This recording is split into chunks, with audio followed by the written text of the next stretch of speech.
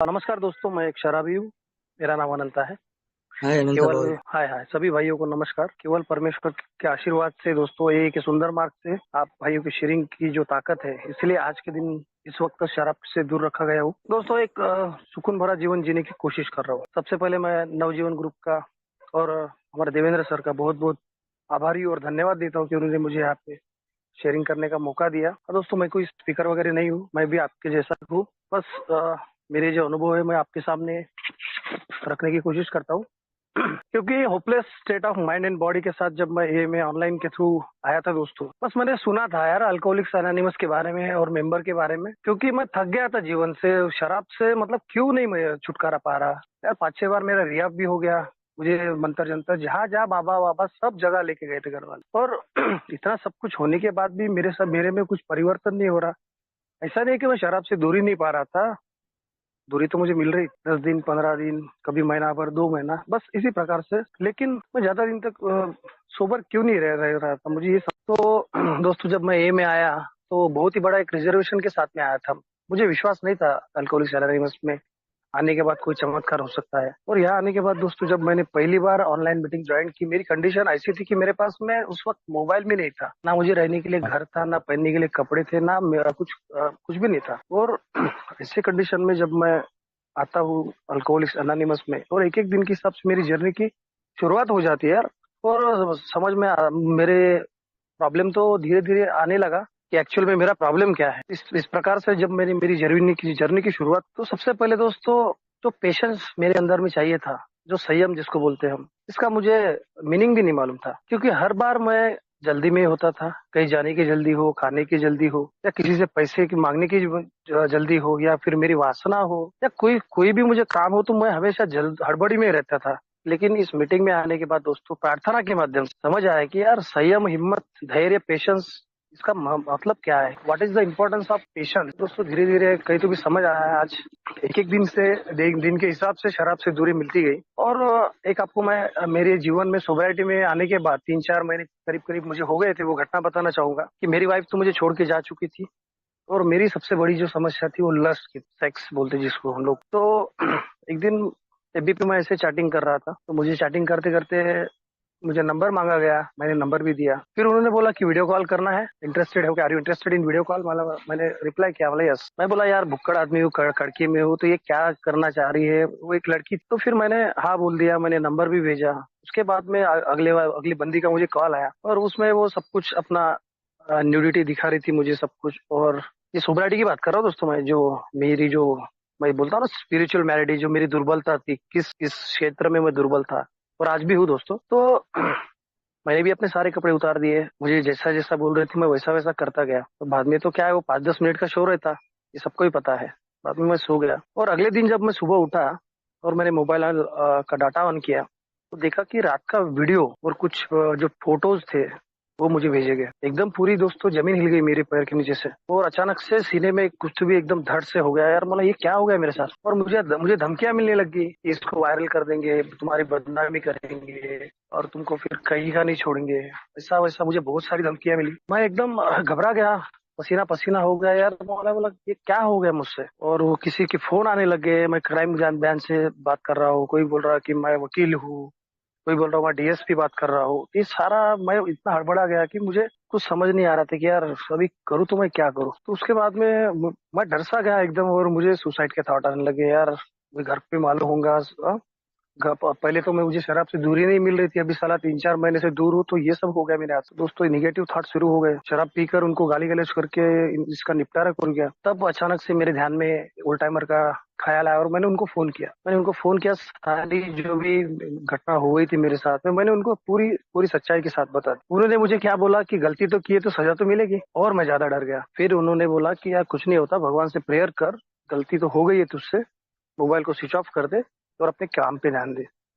दोस्तों, मैंने 2-3 दिन तक मोबाइल स्विच ऑफ रखा, क्योंकि मेरे पास अल्टरनेट एक मोबाइल था। और उसके बाद भी मुझे दूसरे 2-3 दिन के बाद एक कॉल आ गया था। फिर मैंने हिम्मत करके बोला, जो करना है आपको, जो करना है वो करो, मेरे पास कुछ भी पैसे नहीं है। उसके बाद मैंने भगवान से प्रार्थना की कि प्रभु, अब तेरे हाथ में मुझे बचाना या गिराना। तो दोस्तों, भगवान ने मेरी प्रार्थना सुन ली।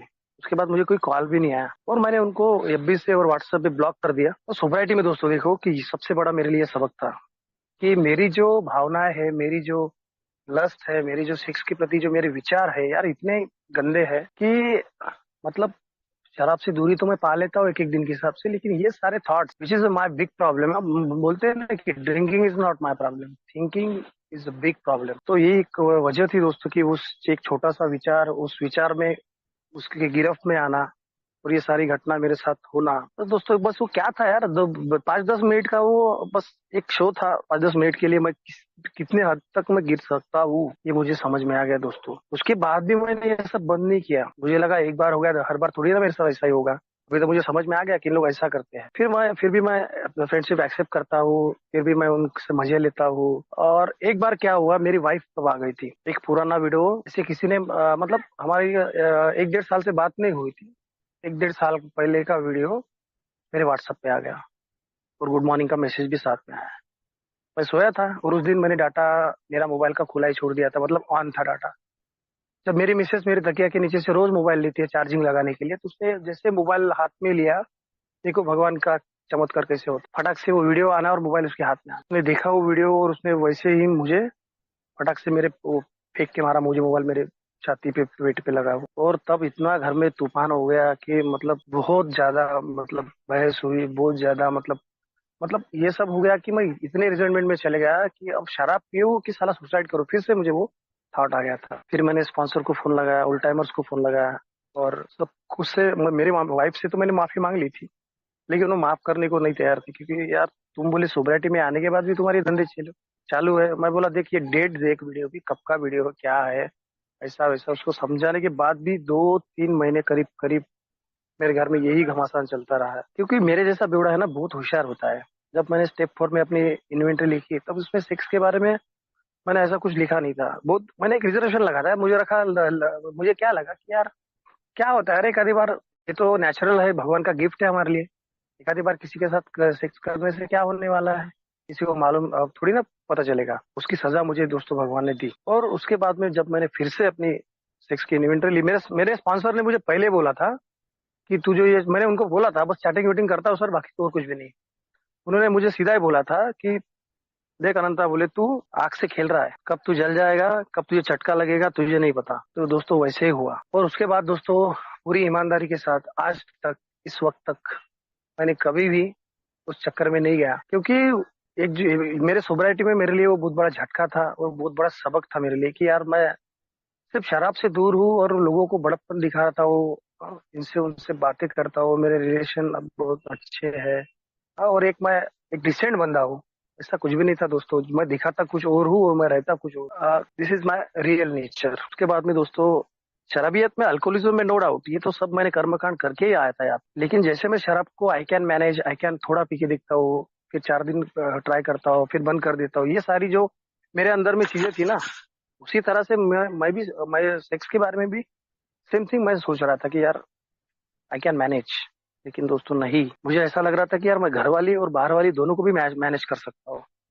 लेकिन ऐसा हुआ नहीं दोस्त, क्योंकि जो मेरा वहम था ना, मेरी जो गलत फहमी थी ना, वो पूरी तरह से अल्कोहलिक्स एनोनिमस में आने के बाद बिग बुक के माध्यम से, कदमों के माध्यम से दूर हो। ये मेरी संयमित जीवन में सबसे बड़ी दुर्बलता थी, जिससे मैं बाल बाल आज ईश्वर ने मुझे बचा के रखा है। ऐसा नहीं कि थॉट्स नहीं आता, आज भी थॉट्स आते हैं, लेकिन वो एक्टिविटी नहीं होती। आज वो एक्शन नहीं करता हूँ मैं, क्योंकि मुझे आज निरंतर कोशिश करना है। मुझे डे टू डे जब भी मैं खुद की इन्वेंटरी लेता हूँ तो मुझे हर बार, मुझे हमेशा लगता है कि नहीं अनंत, तू जहाँ भी गलत जा रहा है ना, मुझे उसको सुधारना है यार। जिस तरह से मैं मटका, जिसको बोलते हैं ना सट्टा, उस वो चक्कर में भी था, मैं जुआ भी खेल रहा था कभी कभार। सोबराइटी की बात करो 2 साल 1.5 साल में वैसे हम टाइम पास करते करते जुआ बढ़ने लग गया और मुझे कर्जा लेना पड़ा, पैसे हार रहा था मैं। तो कहीं तो भी ये भी दिमाग में एक बैठ गया था कि यार साला आज नहीं जीता तो क्या हुआ, कल तो सुबह उसको मैं बरोबर कवर कर लूंगा।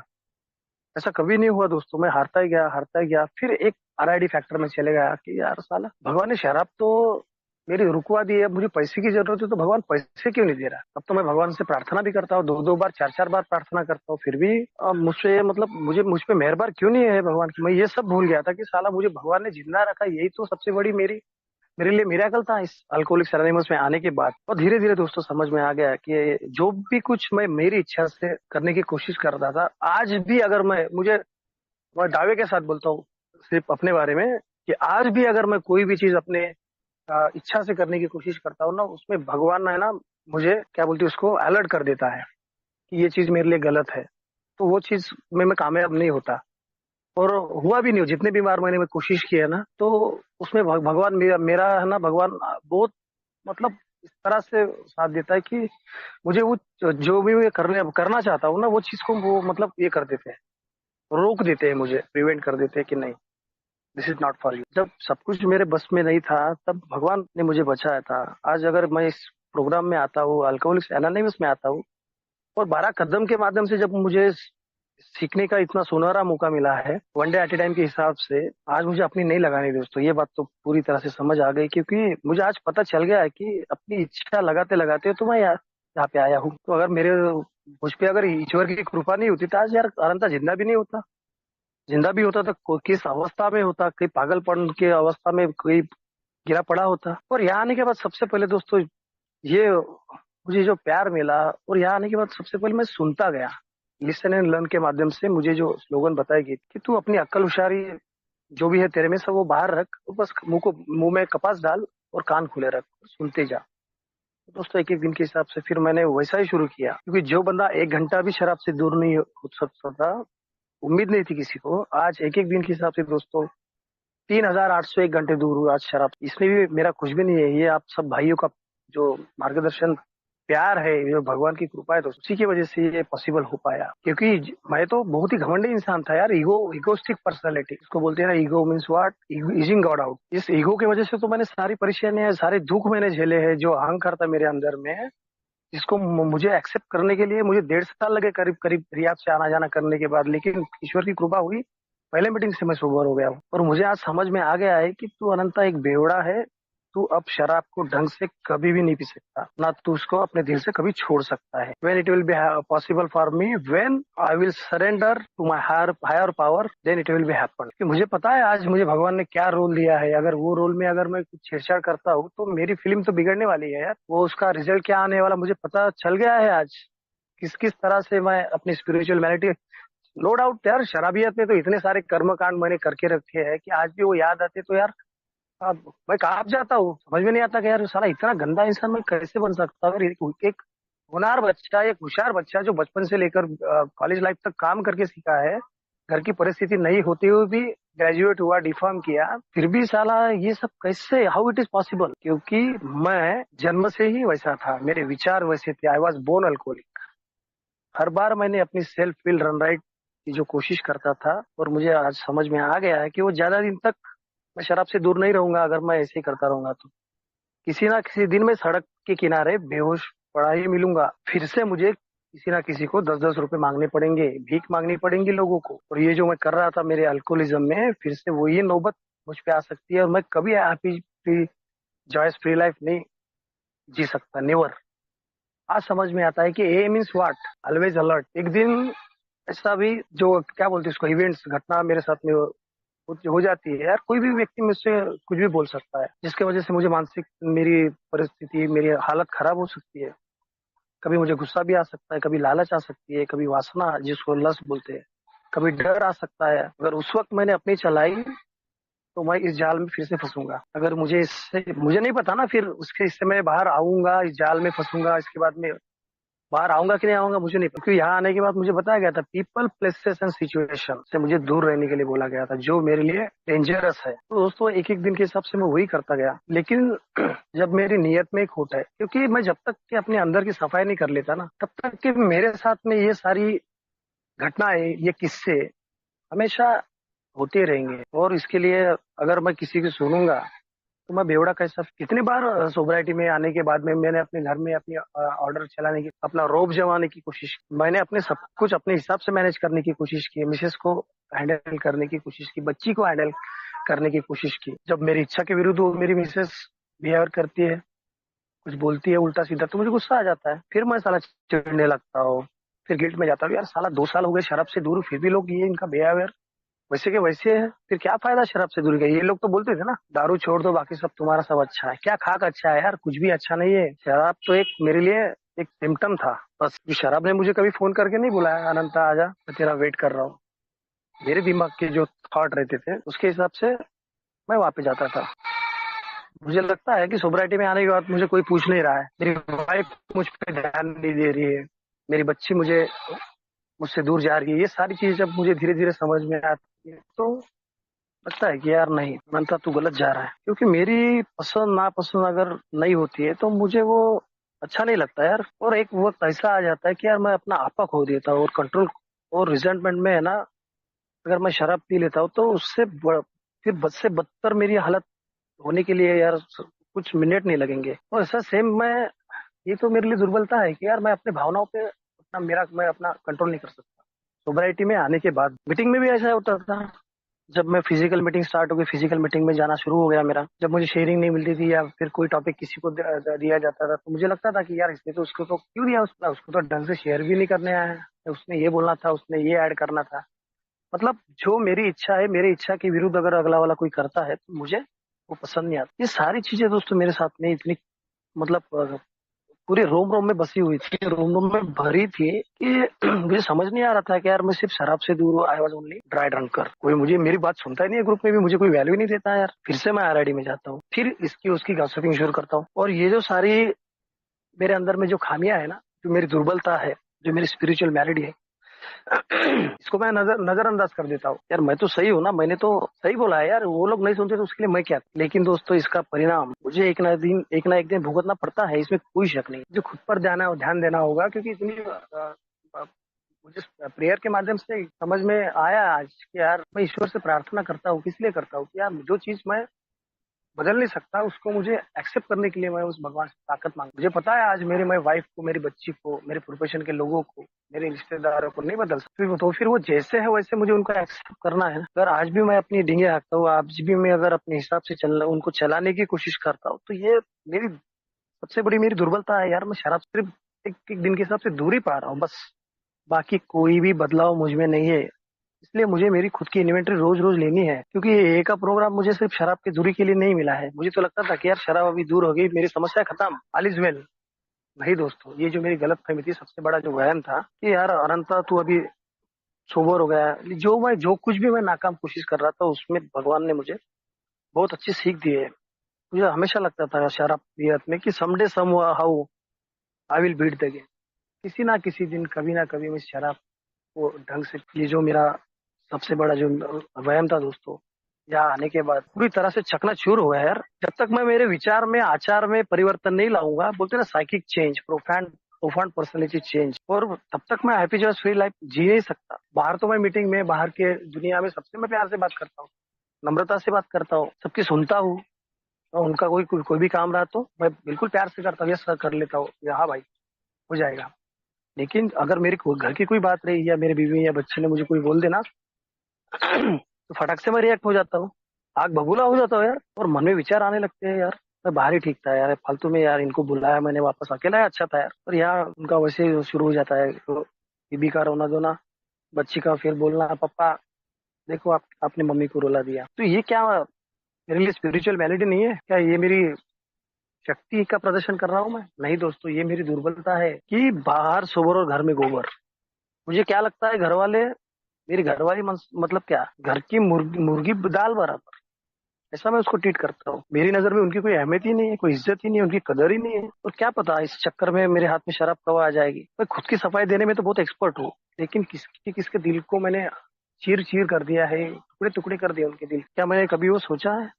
शराबियत में उन्होंने मुझे इतने साल तक झेला, नो डाउट जब उनसे नहीं जमा तो वो मुझे छोड़ के चले गए, 4 साल मेरे से दूर। लेकिन वापस आने के बाद में मेरा बर्ताव वही है, मेरा बात करने का उनसे ढंग वही है। तो मेरी वाइफ को क्या करेगी? इसने जब इतना सारा सहन कर लिया, दोबारा मुझे चांस दिया, जो रिकंस्ट्रक्शन ऑफ लाइफ बोलते हैं, पुनर्जीवन का पुनर्निर्माण करने के लिए, पुनर्प्राप्ति करने के लिए वो मेरे साथ में वापस आ गई, जबकि उसको विश्वास नहीं था। फिर भी उसने कहीं तो भी विश्वास रख के मेरे साथ में आ गई। और उसको मैं आज ये दिन दिखा रहा हूँ सोसाइटी में आने के बाद। तो आज कहीं तो भी दोस्तों समझ आता है कि यार जो मैं घर चार दीवारी में जो मैं खुशी ढूंढना चाहता था, अगर वो मुझे नहीं मिलती है तो मैं बाहर जाके उसको ढूंढने की कोशिश करता हूँ, क्योंकि माइंड ही मेरा अल्कोहलिक है ना। कुछ भी हो सकता है मेरे साथ, कुछ भी कर सकता हूँ मैं। लेकिन जब रिकवरी में आता हूँ मैं, तो मैं जिम्मेदार हूँ ना यार रिकवरी के लिए। मुझे लगता था कि शराब की समस्या से बढ़कर आज मेरे जीवन में कुछ भी नहीं है, क्योंकि first priority, first thing first में तो मुझे तो सोबर रहना ही है इन हाउ कंडीशन। क्योंकि शराब का घूंट अगर मेरे अंदर जाता है तो उसके बाद में सब चौपट हो जाएगा पूरा। लेकिन जब मैं ईश्वर से प्रार्थना करता हूँ कि भगवान तू ही कर सकता है, मैं नहीं कर सकता। अभी नागपुर गया था मैं रिट्रीट में, वहाँ पे भी मुझे सेक्शन सोबरिटी का सब्जेक्ट दिया है। मैंने पूरे ओपन माइंड से वहाँ पे शेयर किया था, क्योंकि जो भी घटना मेरे साथ घटी थी मैंने वो पूरी बोल दी वहाँ पे। और इस बार हमारे होली में यहाँ पर वनी में भी वही सब्जेक्ट मुझे दिया गया था। तो मेरी वाइफ ने मुझे बोला था, देखो बोले, तुम पूरा ओपन माइंड बोल देते हो ऐसा वैसा, फिर जरा ध्यान से बोले, उसने मुझे वार्न किया था। लेकिन दोस्तों, दिल है कि मानता नहीं साला, जो भी आया मुंह में बक दिया वाला काम है मेरा भी। लेकिन आज मुझे पता है कि यार मुझे खुद पर ध्यान देने की बहुत ज्यादा जरूरत है, क्योंकि शुरुआती शुरुआती में मैं भूल गया था कि यार मीटिंग की वजह से मैं सोबर हो रहा हूँ, भगवान की कृपा है। क्योंकि मैं जब 15-16 घंटे की मैं ड्यूटी कर रहा था, दो दो जगह पे, पहले सुबह मार्केटिंग, शाम को फिर हॉस्पिटल में, तो मेरी मीटिंग नहीं हो रही थी। और मैं भूल गया कि यार साला मैं बीमार हूँ, मेरा शरीर के साथ मेरी आत्मा भी मर चुकी है। और मैं जब तक यार आध्यात्मिक जागृति किसको बोलते हैं, जब तक मैं अपने आप का, मेरा आत्मा का अध्ययन ना कर लूँ, तो फिर ये मेरी सोसाइटी में क्या मेरे लिए मीनिंग है। ये तो सबसे बड़ी मेरी दुर्बलता है यार, जब मैं अपने बारे में नहीं सुना। अगर आज भी मेरे अंदर में वही स्वार्थीपना है, वही आत्म केंद्रितता है, तो फिर मुझे कोई हक नहीं बनता यार कि मैं शराब से मैंने दूरी पा ली है, शरीर से स्वस्थ हो और मन से ना दूर। तो ये थ्री फोल्ड डिसीज मुझे बताया गया है। तो ये थ्री फोल्ड डिसीज में जब जिस तरह से मैंने अपनी आत्मा को बेच दिया था, जिस खुन्नस में आ गया था, डर में आ गया था, मैं शैतान बन गया था।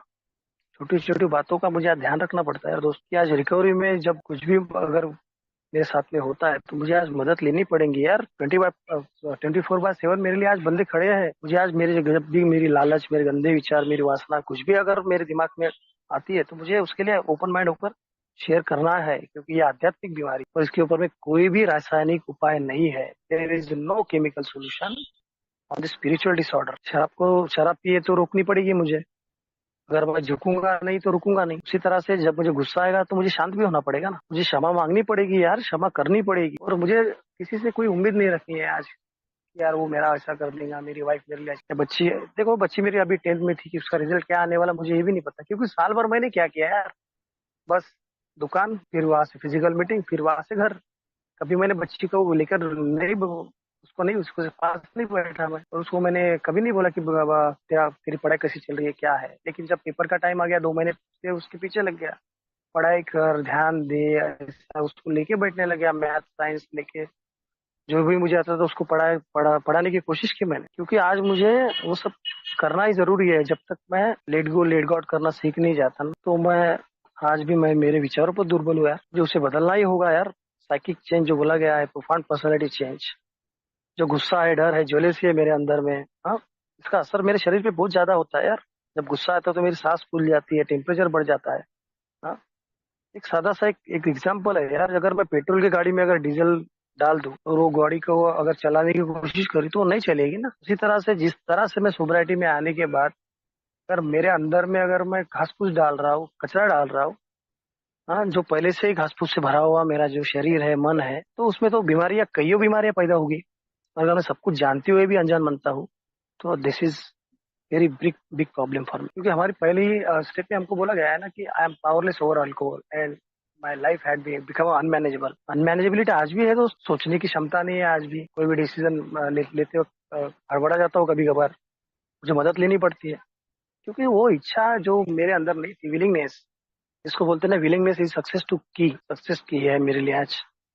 जब तक कि मैं उसको अपने विचारों में, उसको एक्शन में नहीं तब्दील करता, उसको इम्प्लीमेंट नहीं करता, तब तक के दोस्तों मेरे लिए सारी चीजें हैं, पूरी चीजें मेरे लिए आज बेकार है। क्योंकि शक्ति का अभाव है ना, वही तो मेरे लिए सबसे बड़ी दुविधा थी।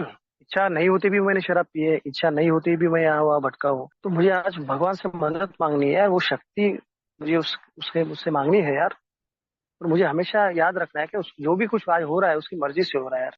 मुझे उसका शुक्रिया अदा करना है यार। Thy will be done not mine. प्रभु आपकी इच्छा चले, हमारी नहीं। क्योंकि साइकोसोमैटिक डिसऑर्डर है, थ्री फोर्ड वाला डिसीज है, मैंने अभी बताया। और यार रिकवरी में आने के बाद में पहला रिकवरी का आर ही मुझे बोलता है ना, remember Ananta, once an alcoholic always an alcoholic. ऐसा नहीं है कि तुझे कितने भी साल हो गए तो अभी तू ढंग से शराब पी सकता है या तू अच्छे से उसको मैनेज कर सकता है, नहीं। शराब के साथ में मुझे दूसरा जो ई है, मेरे इमोशंस, मुझे इमोशनल सोबरिटी पे बहुत ज्यादा ध्यान देना है। मुझे मेरे इमोशन के ऊपर मुझे बहुत ज्यादा काम करना है यार। जब तक मैं काम नहीं करूंगा तो फिर ये मेरे लिए सब बोल वचन रहेगा। और आज मुझे ये भी सोचना है यार, कोई दुख में कोई मैं किसी को क्या बोलते हैं, कोई वचन ना दूं, या सुख में भी किसी को कोई कमिटमेंट ना करूं।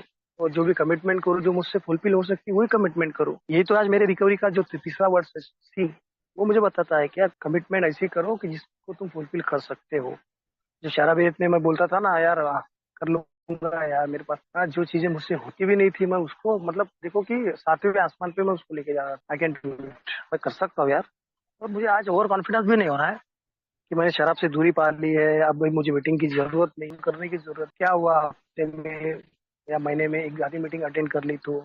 ये जो सारे मेरे थॉट्स मेरे अंदर में थे सोसाइटी में आने के बाद में भी, बहुत ज्यादा ओवर कॉन्फिडेंस हो गया था 17वें और 14वें महीने में। स्लिप होती होती मेरी बची थी। शराब का ग्लास मैंने उठा भी लिया था। भगवान की कृपा है कि उसी वक्त शायद भगवान को मंजूर नहीं था कि मैं उस दिन शराब, तो एक होल टाइमर का फोन आ गया मुझे, तो मैंने उस दिन वो शराब का घूंट नहीं लिया। तो यार मुझे खुद को दोषी नहीं समझना है यार, क्योंकि ये बीमारी के तहत जो भी कुछ जो हमारा रिकवरी का वी बोलता है ना, विक्टिम, कि मेरे अंदर में वो सेल्फ पिटी की भावना, जो विक्टिम वाले अपराधी जिसको बोलते हैं ना, गुनेगार। गुनाह तो मैंने किया है, अपराध तो किया है यार, लेकिन उसकी सजा भी मैं भुगत कर आया हूँ।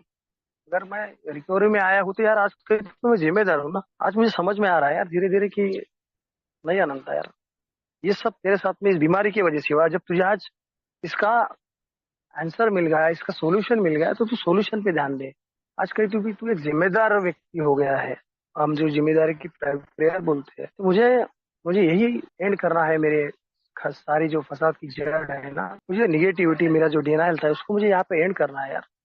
मुझे आज रिस्पॉन्सिबल पर्सन बनना है। रिस्पॉन्सिबिलिटी क्या है जो मैं शराबियत में भूल गया था, परिवार की रिस्पॉन्सिबिलिटी, खुद की रिस्पॉन्स, कुछ भी नहीं मैं कर पाया। लेकिन आज दोस्तों, सही मायने में देखा जाए तो एक जिम्मेदार नागरिक किसको बोलते हैं, सिटीजन अगन में बहुत सुंदर लिखा है कि आज जब मैं सिटीजन अगन, जब से एक बार जब मैं अपनी शुरुआत करता हूँ, एक परिवार का सदस्य बनता हूँ, एक अल्कोहलिक्स एनोनिमस का मेंबर बनता हूँ। यहाँ तो मेंबर बनने के लिए कुछ मुझे कुछ ज्यादा ये नहीं लगा। बस मुझे इतना ही बोला गया था कि डिजायर टू स्टॉप ड्रिंकिंग, शराब न पीने की इच्छा होना है, अगर आपके अंदर में वो इच्छा शक्ति इच्छा है तो यार आप अल्कोहलिक्स एनोनिमस के मेंबर बन सकते। लेकिन काफी, इतना ही मेरे लिए काफी नहीं था दोस्तों। आज ग्रेटिट्यूड नाम का जो शब्द है मेरे लिए, इसका भी कोई इम्पोर्टेंस नहीं था मुझे। मैंने कभी किसी का आभार नहीं माना। मैं भूल गया था यार कि ग्रेटिट्यूड भी किसी का होता है, किसी को ग्रेटिट्यूड से थैंक यू भी बोलना पड़ता है। मेरे जैसा बेवड़ा किसको थैंक यू बोलता है, जिसने मुझे शराब पिलाई है या जिसने मुझे 5-10 रुपए दिए है, मेरी मदद की है शराबियत में, मैं उसको थैंक यू बोलता था। लेकिन आज समझ आ रहा है यार, एक एक दिन के हिसाब से यार ग्रेटिट्यूड और थैंक्स गिविंग टू गॉड किसको बोलते हैं। मैं अल्कोहलिक्स एनोनिमस के हिसाब से अगर ग्रेटिट्यूड करना चाहूँ तो जिंदगी भर कभी भी नहीं कर सकता, क्योंकि वो आज भी रिजर्वेशन रहते हैं। बस भगवान की प्रार्थना करने के लिए अगर मैं करता हूँ, जो अगर मैं फॉर्मेलिटी करता हूँ, तो मुझे पता है इसका भी मुझे एक दिन भुगतान करना पड़ेगा। आज दोस्तों एक एक दिन के हिसाब से आज शराब का तो आकर्षण नहीं है, कोई ख्याल भी नहीं आता शराब पीने का। लेकिन जो मेरा जो सिम्टम था शराब का, इट वॉज जस्ट सिम्टम। और मुझे ये भी याद रखना है यार कि ये शराबियत की जो बीमारी है ये कभी ना दुरुस्त होने वाली है। सोबरिटी जस्ट बेयर बिगनिंग यार। मुझे आज मेरा दृष्टिकोण चेंज करना है। अगर मैं यही दृष्टिकोण के साथ लोगों से बातचीत करते रहूंगा, घर वालों से बिहेवियर करता रहूंगा, तो फिर वो दिन दूर नहीं है जब मेरे हाथ में ग्लास होगा। और सही मायने में रिकवरी की शुरुआत हमको बताया गया कि यार रिकवरी बिगिंस फ्रॉम होम। ये मेरे लिए सबसे ज्यादा जरूरी है। तो मैंने अभी बोला है कि यार मैं बाहर सब कुछ की सुन लेता हूँ यार, लेकिन घर में आने के बाद ना मेरी माँ की सुनता हूँ, ना मेरी बाप की सुनता हूँ, ना बच्ची की सुनता हूँ, ना बीवी की सुनता हूँ। मुझे लगता है कि यार छोटे छोटे बातों पे मैं बवाल कर देता हूँ। अड़ियल स्वभाव है ना मेरा, अहंकार है, उछल मारता है। मैं लड़ने झड़ने झगड़ने की वो बता जाती है यार मुझ में। मैं ये भी नहीं देखता हूँ कि यार मेरी वाइफ की तबीयत खराब होती हुई भी वो मुझे 2 टाइम का खाना खिला रही है, मेरे कपड़े धो रही है। मैंने उसके लिए क्या करा।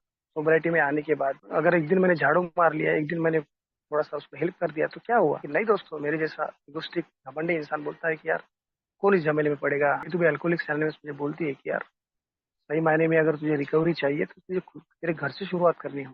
आज मैं करता हूँ दोस्तों ये मान। मेरी वाइफ मुझे मना करती है क्योंकि मैं तो लंगड़ा हूँ एक पैर से, मुझे नीचे बैठना भी नहीं होता। लेकिन मैं फिर भी अपना जो भी मेरे खाने की थाली रहती है मैं लेके जाके बेसिन में रखता हूँ। कभी कभार उसको रोटी बनाने के लिए हेल्प करता हूँ, कभी कभार सब्जी को फ्राई मारता हूँ। मुझे मना करती है यार, नहीं नहीं तुम अपना करो, लेकिन तुम्हारा पैर दर्द हो जाएगा। ये मुझे आज मुझे भी थोड़ा सुकून मिलता है यार कि यार वही तो वाइफ है जो मुझे कोर्ट में मेरे तरफ देखना भी पसंद, जो बोलती थी कि मैं मर जाऊंगी लेकिन इसके साथ कभी वापस हो। यार कितना चमत्कार भगवान मेरे साथ कर रहा है आज। और साला मेरे जैसा बेवड़ा तो संयमी जीवन में आने के बाद मेरे वही धंधे शुरू रहते हैं। लेकिन आज दोस्तों एक ट्रायंगल समझ में आ गया है यार कि घर का मीटिंग हमको क्यों बोला जाता है। काम के वक्त काम है, मीटिंग के वक्त मीटिंग, और घर के वक्त घर। मैं ये मेरी प्रायोरिटी रखता हूँ फर्स्ट थिंग फर्स्ट में। तो यार मुझे हैप्पी जस्ट फ्री लाइफ जीने से कोई नहीं रोक सकता, क्योंकि रिकवरी यूनिटी सर्विस में रहूंगा तो मैं सेफ हूँ आज। तो इस एंगल से अगर मैं जिस दिन बाहर जाऊंगा ना, तो मुझे समझ में आ जाता है कि यार मेरा आरडी फैक्टर बढ़ रहा है। मुझे आज भी याद आता है कि यार मैं 1.5-2 साल में इतना पिंक क्राउड में चले गया था, मैं जब चेयरमैन बना था। तो ये सारी चीजें जब मेरे साथ धीरे धीरे होने लगी तो मुझे फुल टाइमर से याद दिलाया है कि हवा में उड़ रहा भाई तो जमीन पे चल, नहीं तो गिरेगा, ऐसा गिरेगा तो संभलना मुश्किल। ये मेरे ओल्ड टाइमर्स के शब्द थे दोस्तों। अगर उस तब मैं अगर संभलता नहीं तो शायद मुझे नहीं पता कि मेरे साथ में चीजें आज जो भी हो रही है और क्या होने वाली है। तो मुझे नहीं पता यार, programme is just for today, programme is just for one day at a time. एक दिन मेरे साथ कुछ भी घटना हो सकती है, लेकिन यार जो भी मैंने शराबियत में किया है अगर आज मैं सोब्राइटी में भी करता हूँ तो फिर सबसे बड़ी दुर्बलता मेरे लिए ये है कि आई एम वेरी पावरलेस। शराब के आगे शक्तिहीन हूँ ऐसा नहीं है, मैं अपनी लस्ट के सामने भी शक्तिहीन हूँ। कभी भी मुझे अगर कोई अच्छी औरत दिखती है ना, मेरा वहां पे ध्यान जाता है और फटक से मैं उसको ऊपर से नीचे नीचे तक देखने लग जाता हूँ और मन में लड्डू फूटने लगता है, काश मुझे मिल जाता। लेकिन दोस्तों मुझे बताया गया है कि यार जो तू नहीं कर सकता ना, it will make possible by the grace of God only. और यही कोशिश जारी रहती है दोस्तों यार कि आप भाइयों के साथ में आते रहता हूँ। आप भाइयों से आज मैं कोई बात मेरे घर से नहीं छुपाता हूँ, ना किसी से छुपाता हूँ, मैं ओपन माइंडली शेयर करता हूँ, क्योंकि मुझे जो मिला है वो बांटने की कोशिश करता हूँ। आज मेरा जो अनुभव, अगर मेरे अनुभव से किसी भाई को थोड़ा भी अगर 0.5% भी अगर फर्क पड़ता है उसकी जिंदगी में, क्योंकि एक समय मेरे साथ में ऐसा भी था ना कि यार कहाँ का सोया नहीं, मैं कहाँ का भीख मांग के खाना नहीं खाया कोरोना के टाइम पे 2020 में। तो आज मुझे वो बातें नहीं भूलनी कि मुझे सेल्फ रियलाइजेशन होना बहुत जरूरी कि अनंता तू इस कंडीशन से आज उभर कर आया है। आज तेरे पास में गाड़ी घोड़ा है, हाँ, एंड्रॉयड मोबाइल है। आज तू जिस फील्ड में था उस फील्ड में वापसी तूने की है। भले वो दुकान मेरे भांजे का क्यों ना हो, हमने पार्टनरशिप में शुरू किया था, लेकिन मुझे लगा कि पार्टनरशिप में भी रिलेशन खराब हो सकते, तो मैं पेमेंट सैलरी बेस पे काम कर रहा हूँ। आज मेरा देखो इतना बुरा हाल था, शेयरिंग तो मैंने कमिटमेंट कर दिया था, लेकिन देखो कि कस्टमर इतने थे। उसके बाद में मुझे एक बाहर खाना था। आज मेरे बहन के घर में खाना नहीं था क्योंकि वहाँ पे एक प्रोग्राम में मुझे जाना था खाने की। तो मैं दुकान से निकला, फिर वहाँ पैदल पैदल गया, उनको बोला यार थोड़ा सा रिक्वेस्ट किया कि भाई थोड़ा सा मुझे लगा दे, क्योंकि मैं नीचे नहीं बैठ सकता। तो मुझे चेयर देके उन्होंने मेरी हेल्प की।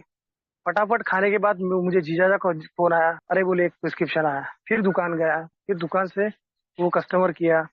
फिर एक जन को बोला यार थोड़ा सा मेरे को घर तक ड्रॉप कर दे गाड़ी से, उसने मुझे यहाँ तक छोड़ा। फिर मैंने फटाक से नीचे गया, पानी की बोतल लिया, और वो मेरी जो क्या बोलते उसको, मेरे भांजे की जो दादी है वो टीवी देख रही थी, और मैं कुछ बोला नहीं, मैं बोला मैं ऊपर जा रहा हूँ, बस वैसे ही ऊपर आ गया। और जो भी मुझे बोलना था, मतलब देखो सारा ये कुछ वो ईश्वर ने जो प्लान किया है।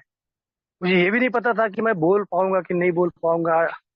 और यार देखो कि देखो जो चीज मैं सोचता नहीं हूँ वो चीज है ना, ईश्वर मेरे लिए पॉसिबल करता है। ईश्वर मुझे बोलता है ना कि तू कर वही जो मैं चाहता हूँ और होगा वही जो तू चाहता है। लेकिन मेरे जैसा बंदा है ना, जब सोब्राइटी मेरी बढ़ने लगती तो मुझे लगता है कि यार भी अब सब समझ में आ गया है ना, मीटिंग क्या है, बिग बुक क्या है, ये कदमों का क्या रोल है मेरे जीवन में। अब क्या मुझे जरूरत है यार, ये विचार आना ही मेरे लिए मेरी सबसे बड़ी पावरलेसनेस है, दुर्बलता है आज मेरे लिए। क्योंकि जो बोलते हैं ना घमंड, अगर मेरा चकनाचूर नहीं होगा यहाँ पे, डिफ्लेक्ट नहीं करूंगा मैं अपने ईगो को, तो यार मेरी जिंदगी नर्क से बदतर मैं बना सकता हूँ सोब्राइटी में भी। तो दोस्तों एक एक दिन के हिसाब से आज बोल सकता हूँ यार कि आज अब भाइयों के साथ संगत में रहता हूँ। मीटिंग्स फिजिकल हो ऑनलाइन हो करने की कोशिश करता हूँ, लेकिन 1-2 महीने से मैंने शाम की ऑनलाइन मीटिंग बंद कर दी थी क्योंकि बच्ची के पेपर थे। तो और 8 दिन से मेरा भांजा भी नहीं, तो मैं सुबह 8 बजे से रात के 10 बजे तक दुकान बैठता हूँ 14 घंटे। तो मेरे लिए बिल्कुल पॉसिबल नहीं, क्योंकि मुझे पैर का इतना ज्यादा प्रॉब्लम है। तो देखो मैंने आज 8 दिन से कंटिन्यू गोली खा रहा हूँ रात में सोते हो, क्योंकि मेरा पैर इतना दर्द होता है कि बहुत ज्यादा। तो कहने का मतलब जितनी भी व्यस्त व्यस्तता है, जो भी मेरे प्रॉब्लम्स है, आज कल तो मुझे समझ आ गई यार, वो भगवान ने मुझे वो सद्बुद्धि प्रदान की है कि अनंता ये दिन भी निकल जाएंगे, दिस टू शाल पास। यही तो एक जीवन जीने की उम्मीद है दोस्तों, एक आशा है। ये हमारा प्रोग्राम भी वही है दोस्तों, इसी एक्सपीरियंस स्ट्रेंथ एंड होप। और यहाँ आने के बाद दोस्तों कोई खाली हाथ नहीं जाता यार, बस मुझे वो करना है यार जो मुझे करने के लिए बोला गया है। ये वो जो कार्यक्रम मुझे दिया गया है ना, उसके कार्यक्रम के मुझे क्रम से चलना है यार। जब मैं अपनी लगाता हूँ ना यार, सब मेरा तहस महस हो जाता है। और आज गॉड ग्रेस है दोस्तों यार, आप भाइयों ने मुझे बहुत ही शांति से सुना। और फिर से एक बार मैं नवजीवन ग्रुप ऑफ इंडिया का, देवेंद्र सर का, भाविश भाई का, और उपस्थित सभी जो भी कोस्ट मॉडरेटर्स है, सबका मैं दिल से शुक्रिया अदा करता हूँ। दोस्तों ये मेरे अनुभव थे, जो अच्छे लगे वो लेना, जो नहीं लगे वो छोड़ देना। और मेरी वाणी से दोस्तों अगर कोई गलत शब्द निकला हो, किसी को दुख पहुंचता है, तो उसके लिए मैं माफी चाहता हूँ दोस्तों। और मैं अपनी शेयरिंग यही समाप्त करता हूँ। Thank you so much, thank you.